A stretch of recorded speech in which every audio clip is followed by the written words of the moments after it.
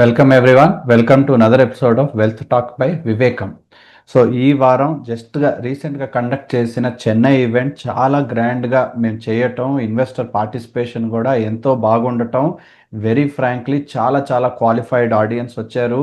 Specific questions, no nonsense, straight to the matter. వారు అడిగిన questions చాలా చాలా అంటే ఎంత వారు ఇన్వెస్ట్ చేసి వారు దాని మీద ఎంత అవగాహన పెంచుకున్నారు, ఎంత ఇన్ఫర్మేషన్ పొందారు అనే దాని గురించి కూడా మాకు కూడా చెన్నై గురించి వెరీ వెరీ బ్రైట్ ఒపీనియన్ వచ్చింది. So we thank everyone that came in to Chennai. And hopefully చెన్నైతో పాటు మాకు కూడా కొన్ని లెర్నింగ్స్ వచ్చాయి. 6 లెర్నింగ్స్ నుంచి కూడా చూసుకుని మేము వచ్చే వారాల్లో మేము ఏదైతే సెషన్ చేస్తూ ఉంటామో తప్పకుండా we will make our sales better so that we can give the qualified and valuable input to everyone. So ముందుగా ప్రసాద్ గారు, మీరు చెన్నై గురించి 1-2 మాటలు చెప్పండి. But after that main investors మైండ్స్లో కంటే కూడా రీటైల్ అందరి మైండ్స్లో ఒక పక్క హెడ్లైన్స్ చూస్తేనేమో America all time high index, Taiwan ఏమో ఇప్పుడు వచ్చేసి మన ఈ మార్కెట్ క్యాప్ని సర్పాస్ చేసిందని రీసెంట్గా హెడ్లైన్స్. ఇంకో పక్క చూస్తేనేమో Japan, South Korea all time highs. So ఈ ఏదైతే అవుతా ఉన్నదో క్రూడ్ యొక్క మూమెంట్స్ని చూసి ఆ యొక్క ఎకానమీస్, ఆ యొక్క స్టాక్ మార్కెట్ అంత రేంజ్లో పెరుగుతూ ఉంటే మన మార్కెట్ మాత్రం ఎక్కువ వరకు అదే సైడ్ వేస్, లేకపోతే కొంచెం పైకి కొంచెం కిందకి. అంటే there is a big sense of where our market is going. ఆ యొక్క క్వశ్చన్ అందరి ఇన్వెస్టర్స్ మైండ్స్లో ఉన్నాయి. సో ఒక పక్క ఫారెక్స్ ఏమో మనం ప్రధానమంత్రి గారు వచ్చేసి చెప్పారు, forex we have to reserve, అంటే మన ఫారెక్స్ రిజర్వ్స్ని కాపాడుకోవాలి, ఇంపోర్ట్స్ తగ్గించుకోవాలి. డాలర్ ఒక పక్క పెరిగిపోతూ ఉంది, ఆర్బీఐ ఏమో యాక్షన్స్ తీసుకుంటుంది. అంటే not to draw a negative conclusion, కానీ I want to reflect what is in the mind of casual people.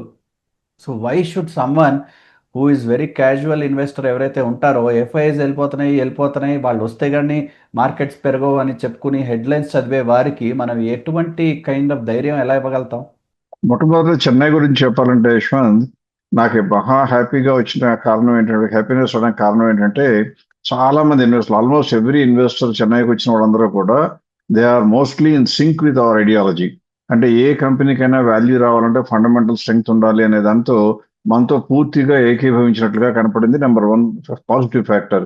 అంటే దాని మూలంగా ఏం జరుగుతుందంటే, హైలీ కన్సర్వేటివ్ సెక్షన్ అనగలిగిన చెన్నై క్రౌడ్ లో అంతమంది అంత సిన్సియర్గా కూడా ఓన్లీ ఫండమెంటల్స్కి వాల్యూ ఇస్తున్నారంటే దట్ ఈస్ క్లియర్లీ కమెండబుల్.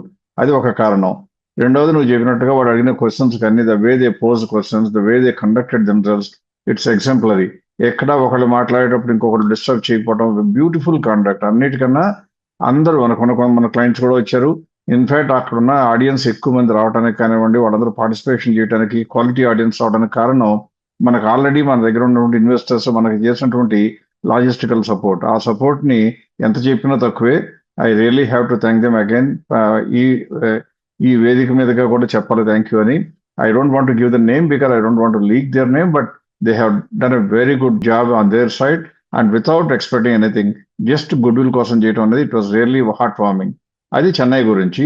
తర్వాత చెన్నై ఒకటే కాకుండా యశ్వంత్, ఇంకోటి చెప్పాల్సిందంటే, ప్రధానమంత్రి గారు నువ్వు చెప్పినట్టుగా పిలిపించినట్లుగా మన మార్కెట్ గురించి మాట్లాడబోయే ముందు మన సోషల్ రెస్పాన్సిబిలిటీస్ గురించి కూడా చెప్తూ, రాబోయే రోజుల్లో బహుశా నెక్స్ట్ 6 months వరకు, అన్లెస్ ఈ మిడిల్ ఈస్ట్ లో ఉన్నటువంటి స్ట్రైట్స్ ఆఫ్ హోర్మోస్ లో యొక్క క్రైసిస్ పూర్తిగా సమస్య పోయి తొలగిపోతే తప్పితే, otherwise we don't want to conduct any in person event for the next 5-6 months. Because మనం ఈవెంట్ కండక్ట్ చేస్తే మనము ట్రావెల్ చేస్తాము, అంటే మనం కూడా ఫారెక్స్ కి ఇండైరెక్ట్ గా కన్సూమ్ చేసిన వాళ్ళు అవుతాము. మన దగ్గరికి ఆడియన్స్కి వచ్చే వాళ్ళందరూ కూడా రకరకాల ట్రాన్స్పోర్ట్స్ లో రావాలంటే అందరికీ కూడా ఖర్చులు అవుతాయి. ఖర్చులని కన్నా అన్నిటికన్నా ముందు that will lead in to the strain ఉందో మళ్ళీ పర్సనల్ గా కొద్దిగా గొప్ప కన్సంప్షన్ ఫ్యూయల్ ఉంటుంది. కాబట్టి ట్రై టు కన్సల్ట్ దెమ్ అనే ఉద్దేశంతో ఫర్ డిస్టెంట్ ఫ్యూచర్ కొన్ని రోజుల పాటు మనం కండక్ట్ చేయకూడదని నిర్ణయించుకున్నాం. అలా అని ఇన్వెస్టర్స్ ని కాంట్రాక్ట్ చేయకూడదని, వాళ్ళతో ఇంటరాక్ట్ అవ్వకూడదని కాదు. అందువల్ల ఇక నుంచి కనీసం ఈ క్రైసిస్ పూర్తయ్యే వరకు, అంటే ప్రైమ్ మినిస్టర్ ఇచ్చిన కాల్ పెద్దగా అవసరం లేదు అనుకునే వరకు మాత్రం, ఒకవేళ చేసినా కూడా వీళ్ళంత వరకు వెబినార్స్ కండక్ట్ చేద్దాం. దాంతో ఎక్కువ మంది అటెండ్ అవడానికి, పార్టిసిపేట్ చేయడానికి అవకాశం ఉంటుంది. కాస్ట్ ఎఫెక్టివ్ గా వాళ్ళకే ఉంటుంది, ఎఫర్ట్ ఎఫెక్టివ్ గా మనకే ఉంటుంది. కాబట్టి will try to conduct them. So దాని గురించి అయిపోయిన తర్వాత ఇంకొక విషయం కూడా చెప్పాలి. సోషల్ రెస్పాన్సిబిలిటీ అన్నప్పుడు ప్రధానమంత్రి గారు ఇచ్చిన పిలుపు ప్రకారం కంట్రీకి మనం వంతు సహాయం చేయడం ఒక వంతు అయితే, రెండవది ఇప్పుడు కూడా ఉమెన్ ని గనక ఎంకరేజ్ చేసి వాళ్ళని గనక నేర్చుకోవడానికి లెర్నింగ్ నేర్పించినట్లయితే వాళ్ళు they will grow into extraordinarily very good investment managers అవుతారు. ప్రతి ఇంటిలో కూడా నా అంచనా ప్రకారం, నా యొక్క కోరిక ప్రకారం అయితే ప్రతి ఇంటిలో కూడా కనీసం ఒక ఉమెన్ ఇంట్రెస్టెడ్ ఇన్వెస్టర్ కనుకున్నట్లయితే ఆ ఇంటి ఫైనాన్సెస్ బ్రహ్మాండంగా ఉంటాయని నాకు అనుభవపూర్వకంగా నా మదర్ ద్వారా నాకు తెలిసింది. అలాగే ఇప్పుడు కూడా ఏ ఇంట్లో అయినా సరే ఉమెన్ కనుక నాలెడ్జ్ పెరిగితే వాళ్ళు చేయగలిగింది, సాధించగలిగింది మెన్ కన్నా ఎక్కువ ఉంటుందని నమ్మటంలో కొద్దిగా నేను కూడా ఉంటాను. అందుకే మనం ఏం చేసామంటే నారీ శక్తి అని ఒక ప్రోగ్రామ్ కండక్ట్ చేస్తూ అందులో ఇంట్రెస్ట్ ఉన్న ఉమెన్ ఎవరైనా నాకెవరు నేర్పేవాళ్ళు ఎవరు లేరు, చెప్పేవాళ్ళు ఎవరు లేరు అనుకునే దానికి ఆ అబ్స్ట్రకుల్ని తీసివేయడానికి వీలుగా మనం ఏం చేసామంటే నారీ శక్తి అని ప్రోగ్రామ్ స్టార్ట్ చేసాం. ఆ ప్రోగ్రామ్ సంబంధించి మన ఛానల్లో అప్పుడప్పుడు చిన్న చిన్న బ్రీఫ్ వీడియోలు కూడా ఇస్తా ఉన్నారు సంయుక్త అండ్ హర్ టీమ్. కానీ గుర్తుంచుకోవాల్సింది అంటే మీలో ఎవరికైనా సరే స్టాక్ మార్కెట్ పైన కొద్దిగా పట్టు సంపాదించుకోవాలి. చిన్న చిన్న డబ్బులు కూడా ఇన్వెస్ట్ చేసుకుంటూ మంచి రిటర్న్ సంపాదిస్తూ ఎక్కువ రిటర్న్స్ వచ్చినా కూడా హైరానా పడవలసిన అవసరం లేకుండా స్టాక్ మార్కెట్లు ఎందుకు ఊతమిస్తాయో తెలుసుకోవడానికి వీలుగా ఆ ప్రోగ్రామ్ కండక్ట్ చేస్తున్నాం. ఇంట్రెస్ట్ ఉన్న వాళ్ళు ఎవరైనా సరే స్క్రీన్ మీద కనబడుతున్న నెంబర్లకి నారీ శక్తి అని కనుక మీరు మెసేజ్ పంపించినా లేకపోతే అక్కడ కనబడుతున్న ఈమెయిల్ కనుక మీరు నారీ శక్తి అని పంపిస్తే, అంటే నిజంగా చెప్పాలంటే ఒక హస్బెండ్ ఆయన వైఫ్కి నేర్చుకుంటే బాగుంటుంది అనుకుంటే ఆయనైనా పంపించవచ్చు, లేదా వైఫ్ తనంతా తనే చేద్దామంటే ఆమెనా పంపించవచ్చు. ఒకవేళ ఎదిగిన పిల్లలు ఆడపిల్ల మీ ఇంటి ఉంటే వాళ్ళకైనా ఇది నేర్పితే ఎంతో ఉపయోగం. So let us try to build it. ఆంధ్రాలో ఉన్నటువంటి, తెలంగాణలో ఉన్నటువంటి ఇన్వెస్టర్లు అందరూ కూడా ఆడవారు ఖచ్చితంగా భారతదేశంలో ఉన్న ఏ స్టేట్లో ఉన్న ఆడవారి కన్నా వెనక ఉండరు అని చేయడానికి వీలుగా మేము చేసే ప్రయత్నం ₹1 స్వార్థం లేకుండా, ₹1 మీ దగ్గర నుంచి మీరు ఖర్చు పెట్టకుండా, మీరు మాకు చెల్లించాల్సిన అవసరం లేకుండా మీరు చేయవలసిందల్లా మనం మీటింగ్ కండక్ట్ చేసే రోజున మీకోసమే 3 to 4 hours ఇంక్లూడింగ్ స్నాక్స్ కూడా మేము అరేంజ్ చేస్తూ ఉంటాం. కాబట్టి ఆ సాటర్డే వచ్చినట్లయితే మీకు మా టీం ఏ రకంగా కావాలంటే ఆ రకంగా సహాయం చేస్తుంది. ఫారెక్స్ గురించి, ఫారిన్ ఇన్స్టిట్యూషనల్ ఇన్వెస్టర్స్ గురించి చెప్పాలంటే Yashwant, foreign institutional investors continuous గా అమ్ముతూ వస్తున్నా కానీ ఇండియాలో మార్కెట్ పెరగట్లేదు అన్నావు. పెరగట్లేదు కాదు, ఇంతమంది బయటికి వెళ్ళిపోతున్నా, ఇంతమంది అమ్మేస్తున్నా కూడా మన మార్కెట్ తగ్గలేదు అంటేనే బోర్డు అంత స్ట్రెంగ్త్ కనపడుతుంది. దానికి కారణం ప్రధానంగా చెప్పాలి అంటే మన రీటైల్ ఇన్వెస్టర్స్ బ్రహ్మాండంగా డబ్బుల్ని ఇన్ఫ్లోస్ రూపంలో, కొత్త ఇన్వెస్ట్మెంట్స్ రూపంలో మ్యూచువల్ ఫండ్స్ లో పెట్టడం, అవన్నీ కూడా అందులో ఇన్వెస్ట్ చేస్తూ ఈక్విటీస్ లో ఇన్వెస్ట్ చేయడంతో సపోర్ట్ దొరుకుతా ఉంది. ఎందుకు సపోర్ట్ వస్తుంది? మ్యూచువల్ ఫండ్లని తెలివి తక్కువ చేయటంలో, ఊరికే ఎవరో ఉద్ధరించడానికి కాదు, మార్కెట్ లో పడగూడనంత, అంటే మన అంచనా ప్రకారం పడగూడనంత తగ్గితే మ్యూచువల్ ఫండ్స్ ముందుకు వచ్చి కొంటున్నాయి. వాళ్ళు ఒక్కళ్ళే కొంటున్నారా? వాళ్ళ మూలంగానే ఇదంతా సాధ్యం అంటే కాదు. ఇన్సూరెన్స్ కంపెనీలు కూడా బార్గెన్ హంటింగ్, అంటే బాటమ్ ఫిషింగ్, అంటే బాగా రేట్లు పడిపోతుంటే ఈ రేటు ఈ కంపెనీకి సబబు కాదు అని వాళ్ళకి తోచినప్పుడు వాళ్ళు కూడా బ్రహ్మాండంగా ఇన్వెస్ట్ చేస్తున్నారు. అంటే మనం అర్థం చేసుకోవాల్సిందేంటి, ఇప్పుడు ఎఫ్ఐఎస్ వెళ్ళిపోతుంటే వీక్ ఇన్వెస్టర్స్ చేతుల్లోకి వెళ్ళట్లేదు ఆ షేర్లు, అంటే స్పెక్యులేటర్స్ చేతుల్లోకి కాదు వెళ్తుంది. ఎవరి దగ్గరికి? లాంగ్ టర్మ్ ఫోకస్ లో ఉండే long term financial institutions, mutual funds అయినా ఇన్సూరెన్స్ కంపెనీలైనా. అందువలన కొద్దిగా గొప్ప పెరిగింది అనుకోండి రేపు మార్కెట్, మళ్ళీ వెంటనే వీళ్ళు వచ్చి అమ్మవలసిన అవసరం ఉండదు. అలా కాకుండా రిటైల్ ఇన్వెస్టర్స్ కనుక కొనుక్కుని స్పెక్యులేటివ్ ఇంటెంట్ తో కొనుక్కుంటే ఏం జరుగుతుంది? కొద్దిగా పెరగంగానే తృప్తి పడిపోయి మళ్ళీ అమ్మేస్తా ఉంటారు. అంటే పెరిగిన ప్రతిసారి మళ్ళీ కిందకి పడిపోవడానికి ఇప్పుడు కొన్న ఇన్వెస్టర్లే వారం రోజులు అమ్ముతారు కాబట్టి జరుగుతూ ఉంటుంది. అలా కాకుండా ఇప్పుడు వస్తున్న buying serious interested long term focus buying కాబట్టి బేస్ చాలా స్ట్రాంగ్ గా బిల్డ్ అయింది. ఇక మనకు కావాల్సిందల్లా ఈ క్రైసిస్ ఎప్పుడైపోతుంది, ఎప్పుడు అయిపోయింది అని అందరు ఇన్వెస్టర్లు నమ్ముతారు. ఇన్వెస్టర్లు అంటే మీరు నేనే కాకుండా ఫారిన్ ఇన్స్టిట్యూషనల్ ఇన్వెస్టర్స్ కూడా మిడిల్ ఈస్ట్ క్రైసిస్ మూలంగా ఇండియాకు వచ్చే రిస్క్ ఇప్పుడు తొలగిపోయింది అనుకుంటే నెక్స్ట్ చూసేదేంటి? ప్రభుత్వంలో స్థిరత్వం ఉందా లేదా? ప్రభుత్వం స్థిరత్వంగా ఉంది. డెమోక్రసీకి ఏమన్నా ప్రాబ్లం ఉందా? లేదు. మూడవది ఇన్ఫ్రాస్ట్రక్చర్ గ్రోత్ ఏమన్నా ట్రజెక్టరీ దెబ్బతిందా? అది లేదని తెలిస్తే ఎఫ్ఐఎస్ ఆటోమేటిక్ గా వెనక్కి రావడానికి అవకాశం ఉంటుంది. దానికి ప్రధానంగా భూమిక వహించేది ఏంటంటే భారత ప్రభుత్వం డాలర్ వాల్యూని కొద్దిగా పెరిగినా కూడా ఊరుకుండటం. అలా ఊరుకుంటే ఏం జరుగుతుందంటే ప్రస్తుతం ఇంకా డాలర్ వాల్యూ పెరుగుతుందేమో అని అమ్ముతున్న ఫారిన్ ఇన్స్టిట్యూషనల్ ఇన్వెస్టర్లు డబ్బు తీసుకెళ్లిపోతారు. అంటే ఇప్పుడు ఏమొస్తుంది, వాళ్ళ గనక కొన్ని కోట్ల రూపాయలు తీసుకెళ్ళాలి అంటే ₹96కి మార్చుకుని డాలర్ని తీసుకెళ్లిపోతారు. ఒకవేళ కనుక డాలర్ కనుక ఇంకా తగ్గి 99కో 100కో లేదా 102కో వచ్చింది అనుకోండి, అప్పుడు ఆ ఇన్వెస్టర్లు ఏమనుకుంటారు, ఇండియాలో ఉన్న స్టాక్ మార్కెట్ లో రేట్లన్నీ బాగా తగ్గాయి, పెరగటం లేదు, గ్రోత్ ఇంటాక్ట్ ఉంది కాబట్టి రాబోయే రోజుల్లో గ్రోత్ బ్రహ్మాండంగా ఉంటుంది. అందువల్ల కొనుక్కోవాలి అంటే నేను తీసుకొచ్చేటప్పుడు ₹96కే తీసుకొచ్చుకుంటే $1, ఇప్పుడు నా డాలర్ని కనుక మరి ఇండియాలో ఇన్వెస్ట్ చేస్తే ₹102 ₹103 వస్తుంది అనుకున్నారు అనుకోండి, అంటే అనుకోకుండా ₹6 7 ముందు ఇన్వెస్ట్మెంట్ చేయబోయే ముందే లాభం వచ్చినట్లు అదే స్టాక్ ని నేను 96 రూపాయలు ఉన్నప్పుడు అమ్మితే ఏ రేట్లో ఉందో ఆ దగ్గర రేట్లోనే ఉంది కాబట్టి కొనుక్కోగలుగుతాను అనుకుంటారు కాబట్టి ఆటోమేటిక్గా డబ్బులు కూడా నాకు వస్తాయి.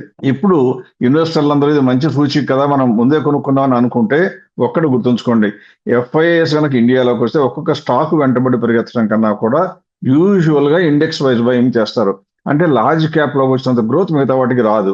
అందుకే ఈ మధ్య కాలంలో చూస్తే గడిచిన 3-4 మంత్స్ కాలంలో మంచి ర్యాలీ కొద్దిగా గొప్ప పెరిగినా కానీ షేర్లు రికవరీ అయినా కానీ అందులో రికవరీ అయిన వాటిలో మిడ్ క్యాప్ ఎక్కువ ఉండటం, లార్జ్ క్యాప్ తక్కువ ఉండటం ప్రధానంగా చూసాం మనం.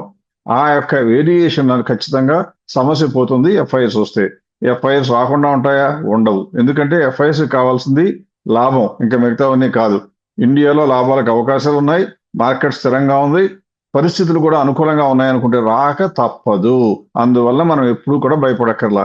ఇండియన్ మార్కెట్లో, ఈక్విటీ మార్కెట్లో ఆల్ టైమ్ హైని బీట్ చేయడానికి 3-4 నెలల కాలంలో బీట్ చేస్తుందని నమ్ముతున్నాను. అలాగే కొంతమంది అనలిస్టులు, కొంతమంది ఫండ్ హౌస్లు చెప్పినట్లుగా 29,000 కూడా ఇండెక్స్ వెళ్ళే అవకాశం ఉంది. అంటే ఇక్కడ నుంచి దాదాపుగా 15-20% కూడా జంప్ ఇండెక్స్ లోనే చెప్తున్నారు. అందువల్ల we have to stay hopeful. ఖచ్చితంగా మంచి రోజులు మనకు ముందున్నాయని మాత్రం గుర్తుంచుకోవాలి. రైట్ అండి. So I think that gives some context. అంటే నిరాశ చెందకూడదు. ఎందుకు చెందకూడదు అంటే ఏవైతే డబ్బులు బయటికి వెళ్తున్నాయో తిరిగి వాల్యూ కోసం వెతక తప్పదు.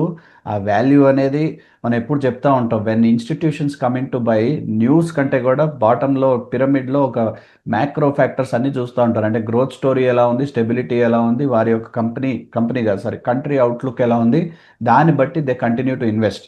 సో ఎప్పుడైతే అన్సర్టెనిటీ ఉందో తీయడం కరెక్టే, డాలర్ పెరిగింది కరెక్టే, ఆ తిరిగిన తర్వాత దే హ్యావ్ టు రీఇన్వెస్ట్ అన్నప్పుడు వారి యొక్క పర్చేసింగ్ పవర్, ఆ యొక్క డాలర్కి బార్గెన్లో దొరికే ఈక్విటీస్ ఆర్ ఏవైతే ఇన్స్ట్రుమెంట్స్ ఉన్నాయో వారి కోసం వెతకక తప్పదు. And at that time for sure when money is coming back in things will be much more stable.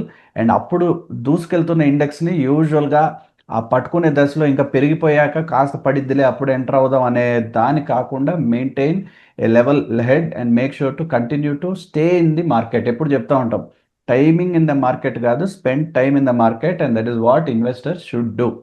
So next మనం ఇప్పుడు ఇది చెప్పారు, కాన్ఫిడెన్స్ ఇచ్చారు, వెల్ అండ్ గుడ్. మనం will go in to generic topic.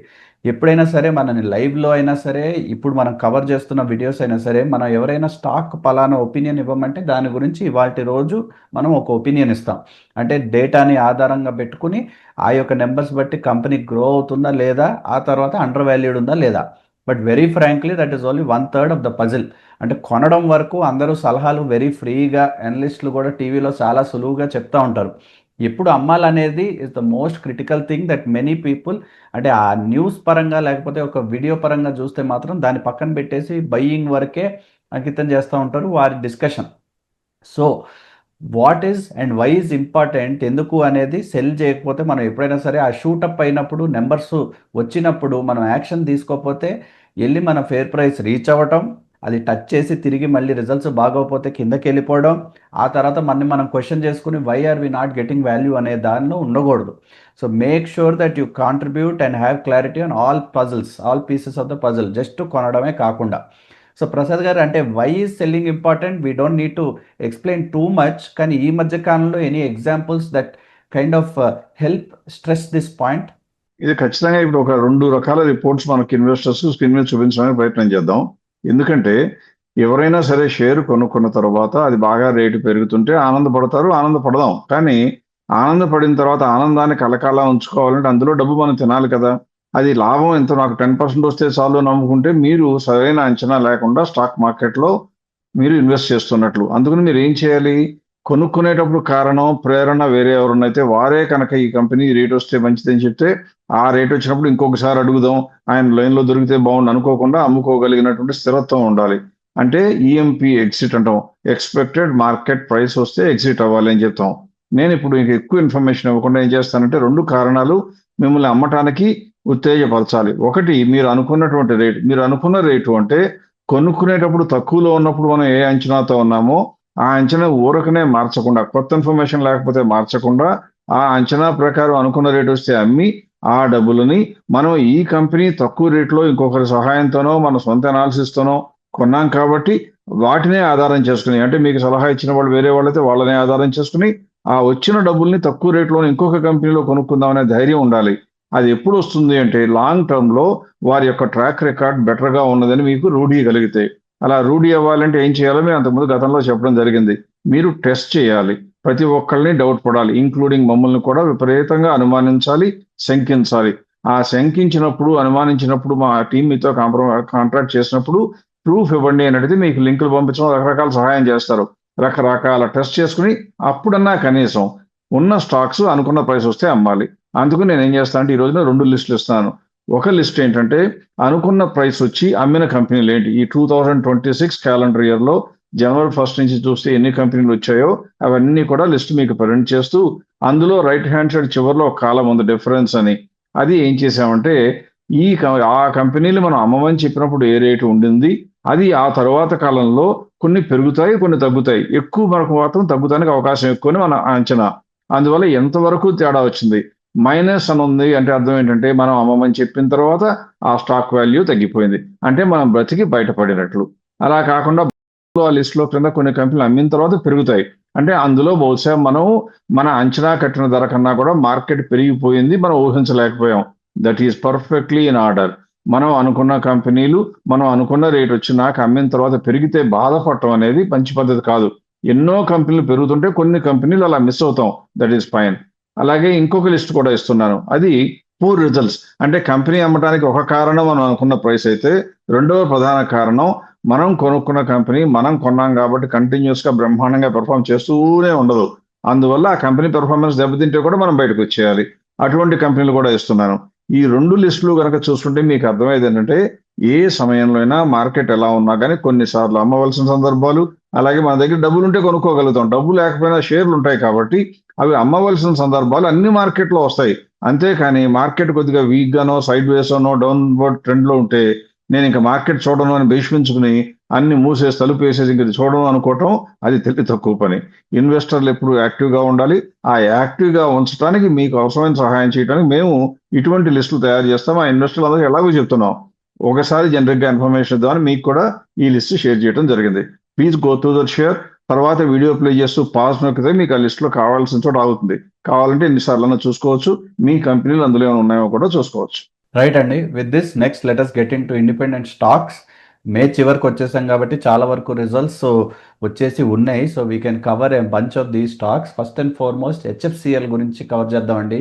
ఈ మధ్య అంటే జనరల్గా ఈ టెలికాం ప్రొవైడర్ అయినా సరే ఈ మధ్య కాలం డిఫెన్స్లో ఈ ఆప్టిక్ కేబుల్స్లో కూడా చాలా ఈ యొక్క రెవెన్యూని పెంచుకుంటూ వస్తున్న కంపెనీ. నెంబర్స్ కూడా చాలా బాగున్నాయి. When you look at it trailing 12 monthsలో మనకు నచ్చేటట్టు అంటే ఎప్పుడు ఇలా ఉండటం ఒక పక్క అయితే, ఇలా ఉంది అంటే then there is a sharp or steep recovery. అంటే నెంబర్స్ ఒకప్పటి నుంచి ఇప్పుడు బాగా they have gone back and shot back up. ఇప్పుడు 5,000 వరకు సేల్స్, ఒక పక్క మార్జిన్స్ అన్నీ కూడా చాలా పెరుగుకుంటూ ఈ రోజు ఈ క్వార్టర్లో వచ్చింది ఆల్మోస్ట్ లాస్ట్ 6 quartersలో highest net profit margin. So that recovery of the company has definitely been sped up. ఇదంతా బాగానే ఉంది. ఒక పక్క డిఫెన్స్ అని ఏదైనా ఎలైడ్ ఉంది అంటే మాత్రం ఆ retail investors generally they are jumping on it. And ఆ స్టాక్ ప్రైస్ కూడా చూస్తే 100 నుంచి ఆల్మోస్ట్ 180 వరకు రీచ్ అవుతా ఉన్నది ఈ రీసెంట్ సమయంలో. సో ఆల్రెడీ టూ ఎక్స్పెన్సివ్ అంటారా, లేకపోతే ఇంకా కొంచెం జ్యూస్ ఉందా దీంట్లో?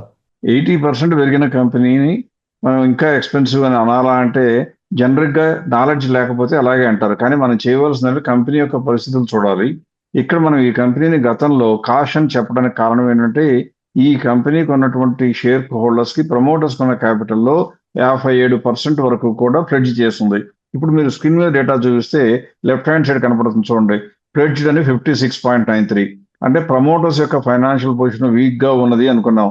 దీనికి అర్థం 2 రకాలు. ఒక కాయిన్‌కి ఒక సైడ్ చూస్తే అలా వీక్‌గా ఉన్నదని అంటే కొద్దిగా అప్పు చేస్తున్నారనే మాటకి అర్థం వస్తుంది. అందులో ఎవరు శంకించడం అవసరం లేదు. గ్యారంటీగా నిజం అది. కానీ రెండవ కోణం ఏంటంటే, రెండో వైపు ఉండేటువంటి అంశం ఏంటంటే, ఈ డబ్బు విచ్చలవిడిగా ఖర్చు చేసుకొని కార్లు కొనుక్కోవడానికి వాడుతున్నారా? బిజినెస్ ఇంప్రూవ్‌మెంట్‌కి వాడుతున్నారా? అంటే కొత్త ఆర్డర్‌లు వస్తుంటే గనక బిజినెస్ కోసం వాడుతున్నారని అర్థం చేసుకోవచ్చు. ఇప్పుడు అంతకుముందు చెప్పినట్లుగా నేను ఓన్లీ డేటా గురించే చెప్పిన మార్జిన్స్ అన్నీ బానే ఉన్నాయి మీరు స్క్రీన్ మీద చూస్తే. ఇందులో మీకు కనపడుతున్న గ్యాప్ ఇంకా 110% ఉన్నట్టు కనపడుతుంది. దానికి కారణం చోదక శక్తి లేదా ప్రేరణ ఏంటంటే, దీనికి బోలెడన్ని ఆర్డర్స్ వచ్చినాయి ఈ క్వార్టర్‌లోనే. ఫర్ ఎగ్జాంపుల్ ఒక రైల్టెల్ కార్పొరేషన్ నుంచి 135 కోట్ల ఆర్డర్ రావటం మెయింటెనెన్స్ కోసం.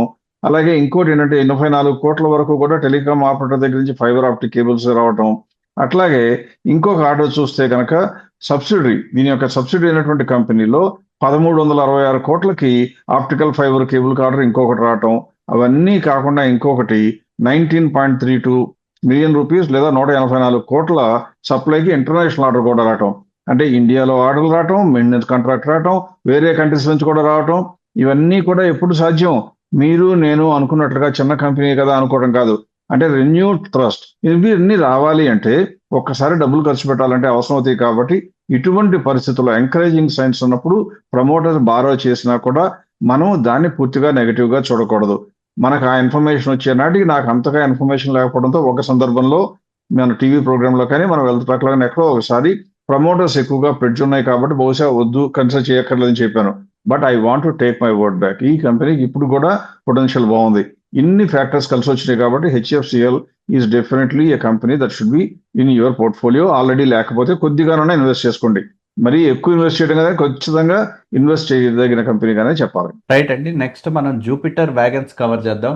అగైన్ ఈ railways and railway wagons and coaches, యూజువల్గా ఇప్పుడు ఈ వందే భారత్ కోచెస్ కూడా చూస్తూ ఉన్నాం కాబట్టి ఆ యొక్క మ్యానుఫ్యాక్చరింగ్లో బిగ్ ప్లేయర్ అనే చెప్పాలి Jupiter wagons. And latest quarter results చూస్తే ఒకప్పటికంటే సేల్స్ తప్పకుండా తగ్గినాయి అనే చెప్పాలి. అంటే ఒకప్పుడు ఆల్మోస్ట్ 4000 crores చేరుకున్న సేల్స్ ఇవాళ ఆల్మోస్ట్ 3180 crores. ఓవరాల్గా trajectory is not moving in the direction that we like. అంటే ఆ ఇన్ఫ్రాస్ట్రక్చర్ స్పెండ్, రైల్వేస్ నెట్వర్క్ని ఎంతో వేగంగా మనం పెంచాలని మన ప్రధానమంత్రి గారు చెప్పినా ఏదైతే ఇప్పుడు జరుగుతున్న ఓవరాల్ యాంగ్జైటీ అండ్ క్లారిటీ వల్ల కాస్త ఇది maybe it has been sidetracked అని అనుకోవాలి. నెంబర్స్ అయితే కాస్త వీక్గానే ఉన్నాయి. But is there other silver lining that has not seen in the numbers? Yashwant, నువ్వు చెప్పినట్లుగా ఈ క్వార్టర్ లో కొద్దిగా సెట్ బ్యాక్ వచ్చినా కానీ ఈ కంపెనీ గురించి సొత్తా అయిపోయిందా అంటే మన పర్ఫార్మెన్స్ ప్రకారం ప్యూర్ గా ప్రీవియస్ అంతకుముందు మనకు ఎక్కువ మంది ఇన్వెస్టర్లు అంతా అంటూ ఉంటారు, ప్రసాద్ గారు మీ టీం అంతా మీరు ఓన్లీ ఎగ్జిస్టింగ్ ఇన్ఫర్మేషన్ చూస్తారు కానీ ఫ్యూచర్ ప్రాస్పెక్ట్స్ చూడరు కదా అంటారు. ఫ్యూచర్ ప్రాస్పెక్ట్స్ ఎందుకు చూడమంటే అందులో వచ్చే ప్రాఫిట్ మార్జిన్ యాడ్ అవుతుందో, అందులో వచ్చే లాస్ మార్జిన్ ఉన్న ప్రాఫిట్ కూడా ఓడగొడుతుందో తెలియదు. కాబట్టి ఉన్నది చూసింది నమ్మకంగా తెలిసింది నమ్మటం మంచిదన్న ఉద్దేశంతో మనం చేస్తూ ఉంటాం. అందువల్ల ఈ కంపెనీ మన అనాలిసిస్ ప్రకారం పాస్ట్ రికార్డ్స్ ప్రకారం చూస్తే కొనడానికి అర్హతలో లేదు, బికాజ్ ఇట్స్ నో గ్రోత్ లో ఉంది. కాబట్టి at the same time margin ఏమైనా ఉందా అని చూస్తే కూడా గ్యాప్ కేవలం 6% ఉంది. కాబట్టి ఈ రేట్ లో కూడా కొనడానికి పనికిరాదు, ఉంచుకోవడానికి కూడా పనికిరాదు అని మన యొక్క బ్రీఫ్ మెసేజ్. కాకపోతే ఇన్వెస్టర్లు కోరుకుంటున్నట్లుగా కొన్నిసార్లు మనం నుంచి ఈ వారం నుంచి ఏం చేద్దామంటే వీలైనంత వరకు కొద్దిగా ఆ కంపెనీలో ఏదన్నా సమాచారం ఉంటే కూడా వాళ్ళకి చేరవేద్దాం. దాన్ని బట్టి వాళ్ళు కనుక ఫ్యూచర్ లో అంచనా కట్టగలం అనుకుంటే వాళ్ళు నిర్ణయం తీసుకోవచ్చు. ఉదాహరణకి ఇందులోనే చూస్తే ట్రైన్ రన్ అవ్వాలంటే 2 పక్కల వీల్స్ ఉండాలి కదా, అలాంటి 50,000 వీల్ సెట్స్ ఓవర్ 10 years ఇవ్వడానికి ఒక పెద్ద ఆర్డర్ రావడంతో ఒడిస్సాలో ఉన్నటువంటి ఫెసిలిటీకి బ్రహ్మాండమైన పాజిటివ్ న్యూస్ అయింది. అది ఒకటి కంపెనీ యొక్క సపోర్ట్ ఇస్తుంది, because investors start building hopes on that. అలాగే ఇంకోటి ఏం జరిగింది, ఈ కంపెనీ ఇంకొకరితో ఎంఓయూ సైన్ చేసి, ఎలా సైన్ చేసింది, 150 కోట్ల వరకు ఆర్డర్ బుక్ వెళ్ళిపోయింది. ఇప్పుడు వీళ్ళ అంచనా ప్రకారం ఈ యొక్క కాంట్రాక్ట్ ఇవ్వడంతో, అంటే రెన్యూబుల్ ఎనర్జీతో నడిచే ట్రైన్లు కూడా సప్లై చేయడంతో దాని మూలంగా 200 కోట్లకి తీసుకొస్తాము అంటున్నారు. ఇవన్నీ రావాలి అంటే 50,000 వీల్ సెట్స్ తయారు చేయాలన్నా, ఇలా తయారు చేయాలంటే క్యాపిటల్ ఎక్స్పెండిచర్ కావాలి, అంటే డబ్బులు రేస్ చేయాలి. డబ్బులు రేస్ చేయాలి అంటే వీళ్ళకి, మీరు నేను స్టాక్ మార్కెట్ వరకే చూస్తాం, స్టాక్ ప్రైసే చూస్తాం. వీళ్ళకి డబ్బులు ఇవ్వాలి అనుకుంటే బ్యాంకులు కానీ ఇన్స్టిట్యూషన్స్ కానీ క్రెడిట్ రేటింగ్ బాగుందో లేదో చూస్తారు. క్రెడిట్ రేటింగ్ కనుక బాగుంటే మనకి ఏమొస్తుంది, ఆటోమేటిక్ ఈ కంపెనీకి అవసరమైన డబ్బులు వస్తాయి. అంటే క్యాపిటల్ ఎక్స్పెండిచర్ కనుక తక్కువ రేట్లోకి వస్తే లోన్లు ఆటోమేటిక్ గా ప్రాఫిట్ వచ్చే అవకాశం ఉంటుంది. అందువల్ల ఆ యాంగిల్లో చూసినప్పుడు క్రిసిల్ రేటింగ్ అయితే బ్రహ్మాండంగా ఇచ్చి రేటింగ్ ఇచ్చింది ఈ కంపెనీకి, అంటే స్టేబుల్ ఉన్నది అని. ఇందువల్ల బ్యాంక్ ఫెసిలిటీస్ అనే వస్తే ఖచ్చితంగా తక్కువ రేట్లోనే రావడానికి అవకాశం ఉంటుంది. వీటన్నిటికీ తోడు ఒక ఆశలు కనుక బిల్డ్ చేసుకోవాలి అంటే, లాంగ్ టర్మ్ వెయిట్ చేయాలి అంటే, రైల్వే లైన్స్ రైల్వే యొక్క సంబంధించినటువంటి ఇండస్ట్రీలో ఫ్యూచర్ ప్రాస్పెక్ట్స్ బాగుంటాయని నమ్ముతుంటే కనుక మీరు ఈ కంపెనీ గురించి ఆలోచించచ్చు. Otherwise strictly going by the past record, this company does not fit to be considered. Only if you're risk taker, కొద్దిగా లాభం వస్తుంది అనుకుంటే లాంగ్ టర్మ్ అయినా వెయిట్ చేస్తాను, నాకు I want buy and hold అనే ప్రిన్సిపల్లో ఉంటే, లాంగ్ టర్మ్ వెయిట్ చేయగలిగే కెపాసిటీ, ఇంట్రెస్ట్ ఉంటే కనుక అప్పుడు ఈ కంపెనీ గురించి ఆలోచించవచ్చు. రైట్ అండి. నెక్స్ట్ మనం మ్యారికో కవర్ చేద్దాం. అగైన్ ఈ పారాషూట్, సఫోలా ఇవన్నీ బ్రాండ్స్ కవర్ చేసే మ్యారికో ఎఫ్ఎంసీజీలో ఉన్న స్పేస్లో ఇవాళ రోజు అగైన్ రిజల్ట్స్ కవర్ చేద్దాం. So latest quarter 3,300 crores sales, మనకి ట్రైలింగ్ 12 మంత్స్ చూస్తే moving in definitely the right trajectory. అంటే ఒకప్పుడు కాస్త కన్జ్యూమర్ స్టేపుల్స్లో ఉండే మెరికో కాస్త వారి ఏమంటారంటే పొజిషనింగ్ అని కాదు కానీ వారి యొక్క అవుట్లుక్ని maybe a little bit higher up the chain, అంటే వారు కూడా డిజిటల్ మార్కెటింగ్లో తెగ ఖర్చు పెట్టడాలు, అంటే ఆ రెవెన్యూ మార్జిన్ అనేది కాస్త ఎక్స్పాండ్ చేసే అవకాశాలు ఉన్నట్టుగా వారు అట్లీస్ట్ ఎఫర్ట్స్ పెడతా ఉన్నారు. And numbers continue to be strong, margins compromise అవుతున్నాయి at least at this current trend. So maybe వారు చేసే ఎఫర్ట్స్ వల్ల తర్వాత మార్జిన్స్ పెరగచ్చేమో కానీ ఒకప్పుడు 15% ఉండే మార్జిన్ స్లోగా, వెరీ రీజనబ్లీ స్లోగా, ఇంత పెద్ద కంపెనీ కాబట్టి ఎఫ్ఎంసీజీ ఇంత టైట్గా ఉన్నా కూడా small down ticks in terms of margins. అది పక్కన పెడితే everything else seems very strong. So what view can we take with Marico? ఈ కంపెనీకి సంబంధించి ముందు మార్కెట్లో నెంబర్లు కాకుండా ఇంకేదైనా న్యూస్ ఉందా అని చూస్తే యశ్వంత్ పెద్దగా న్యూస్ ఏమీ కనపడలేదు. దట్ ఇంపాక్ట్ ఎక్సెప్ట్ కొద్దిగా ఎంప్లాయీ స్టాక్ ఆప్షన్స్ ఇచ్చారు, అంటే టు రిటైన్ ద ఎంప్లాయీస్ కొద్దిగా డైల్యూట్ అయిందేమో కానీ but that is very marginal. పెద్దగా కంగారు పడక్కర్లా, నెంబర్ల మీదే ఆధారపడాల్సినటువంటి కంపెనీ. బికాస్ ఫ్యూచర్కి ఆశలు రావడానికి పెద్ద ఆటలు కూడా రావు ఎఫ్ఎంసీజీ స్టాక్లో. దీనికి ఒకే ఒక్క ఉన్నటువంటి ఆశాకిరణం ఏమని చెప్పొచ్చు అంటే, ఇండియాలో ఈ క్రైసిస్ కనుక సమస్య పోతే ఆటోమేటిక్గా పర్చేసింగ్ పవర్ పెరుగుతుంది, ఇన్వెస్టర్స్ కనే కాకుండా పబ్లిక్ పెరిగితే ఎఫ్ఎంసీజీ కన్సంప్షన్ పెరుగుతుంది, దాని మూలంగా వీళ్ళకి లాభాలు పెరుగుతాయి. అందువల్ల ఈ కంపెనీ ఉంచుకోవడానికి అనువుగా ఉంది, గ్రోత్లో ఉంది. కానీ స్కోప్ ఎంత ఉందని చూస్తే కేవలం 17% ఉంది. అంటే బ్రీఫ్గా చెప్పాలంటే ఈ కంపెనీ ఉంచుకోవడానికి అర్హత ఉంది కానీ కొనుక్కోవడానికి అర్హత లేదు. అప్ సైడ్ ట్రిగ్గర్స్ ఏమి బ్రహ్మాండంగా ఏమి లేవు. దానికి సంబంధించిన పాజిటివ్ న్యూస్ కూడా ఇంకా షేర్ చేయలేదు. కాబట్టి ఐ థింక్ అట్లీస్ట్ అన్లైక్ కొంతమంది జూపిటర్ వ్యాగన్స్లోన కొద్దిగా ఉంచుకోవడానికి పనికిరాదని చెప్పినా కానీ ఫ్యూచర్ గురించి అయితే కొనుక్కోవచ్చు అని చెప్పామేమో కానీ ఈ కంపెనీకి మాత్రం ఖచ్చితంగా మన అంచనా ప్రకారం కొనుక్కోవడానికి పనికిరాదు, ఉంచుకోవడానికి పనికొస్తుంది.